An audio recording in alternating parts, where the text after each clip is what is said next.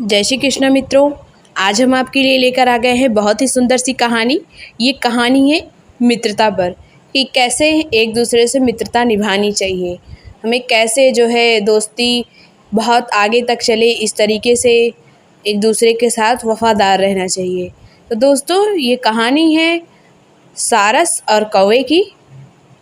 दोनों अलग अलग पक्षी हैं, लेकिन जो है दोस्ती तो किसी में भी हो सकती है, तो उन दोनों में भी हो गई और बहुत ही अच्छी। कभी सारस जो है तालाब से कौवे के लिए फूल लाता, तो कभी कौवा उसके लिए कोई मीठा अमरूद या आम लेकर आता। इस तरीके से उन लोगों में दोस्ती बढ़ती ही गई दिन प्रतिदिन, और जो है ये सिलसिला चलता रहा। एक दूसरे से घंटों तक बातें करते, अपनी अपनी खुशी दुख सब बताते, और जो है ऐसे दिन बीतता रहा। तो एक दिन क्या हुआ, कौवे ने अपने घर जो है सारस को बुलाया, जो है निमंत्रण पे, कि आओ मित्र, जो है आज मेरे यहाँ तुम्हारा निमंत्रण है, तुम्हें आना है। सारस ने मना किया कि इसकी क्या ज़रूरत। उसने कहा नहीं, तुम मेरे मित्र हो, तुम्हें आना पड़ेगा। तो सारस ने कहा जहाँ इतना कह रहे हैं कौवा, चलते हैं। तो वो कौवे के घर गया। तो थोड़ा कौवा चालाक था, जो है भले ही वो दोस्त थे और वो सारस को मानता भी बहुत था, लेकिन उसके मन में धूर्तता थी। कौवा वैसे भी चालाक ही होता है, आप सब जानते ही हैं। तो उसने क्या किया, प्लेट में जो है सारस को खाना दिया, वो अपना भी प्लेट में लिया, और जो है अब इस तरीके से अब सारस की जो है चोंच बड़ी होती है, वो प्लेट में उसकी चोंच बार बार चोट लग जाए, उसे टक टक वो खाने की कोशिश करे, लेकिन वो उतना अच्छे से खा नहीं पाया वो। तो कौवा जल्दी से झट से खा गया। उसने कहा क्या हुआ मित्र, जो है और ले आऊं। वो सारस उतना ही नहीं खा पाया। उसने कहा नहीं मित्र, जो है बस बहुत है। सारस उसकी चालाकी समझ गया कि इसने ये सब जानबूझ के किया है। तो उसने वो फिर उस दिन हंस बोल के चला गया।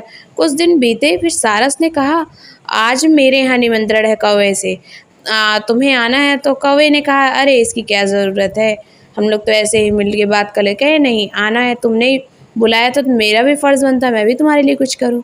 तो कौवा भी उसके घर गया। तो हुआ यूँ कि सारस ने बड़ी सी सुराही रखी, जो है और उस सुराही में उसने बनाई थी सेवइयाँ, और 2 सुराहियाँ रख दी, और एक सुराही में कौवे के लिए, एक अपने लिए। तो उसने कहा खाओ मित्र।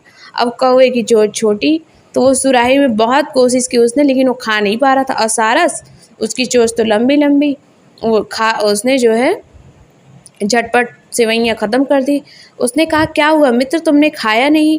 तो कौवे ने कहा नहीं, जो है मैं इसमें खा ही नहीं पा रहा हूँ। तो फिर सारस ने कहा तुमने भी तो उस दिन मुझे प्लेट में दिया था, तुम्हें पता है ना मुझे जो प्लेट्स में मैं उतने अच्छे से नहीं खा पाऊँगा, फिर भी तुमने मेरे साथ ऐसा किया। तो कौवे को अपनी गलती का एहसास हुआ।